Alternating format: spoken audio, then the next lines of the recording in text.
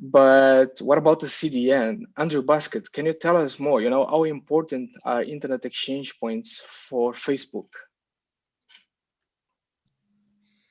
Sure, Darwin, thanks for that. So as the CDN in the room, I guess I'll address it from our perspective. And when we think about IXPs, and especially during these strange capacity constrained times, three examples come to mind when thinking about resiliency and internet exchange. The first is, for us, capacity headroom. So we know that links tend to run hot when things are expensive to get upgraded. And during COVID, what we saw was that the timeframes to upgrade capacity when traffic is growing would be extended. If you can't get out to upgrade your link, you're going to rely on your internet exchange point headroom to support that capacity. Really important in order to keep services running.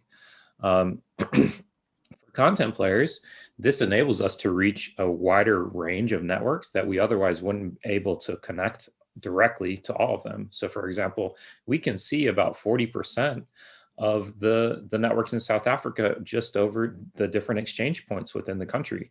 That's over 300 networks, which will be very challenging to connect to directly, especially during COVID times. And last, I think when I think about resiliency from an internet perspective, in the short term, yes, we need to run and scramble and get all this capacity.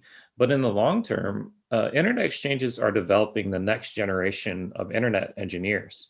And thinking about that, and so sad to have Malcolm leave us, he's left so many young people that are building resiliency and knowing how to run networks. And that's just so important. So those are a few examples that we think of when we look at the internet, and especially in Africa, and how it's developing more resiliently.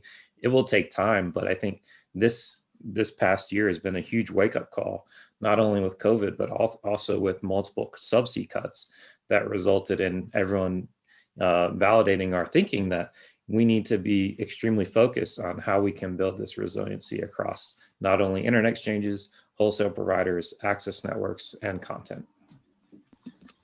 Right. That's a very powerful contribution. Thanks, Andre, for that, because as you mentioned,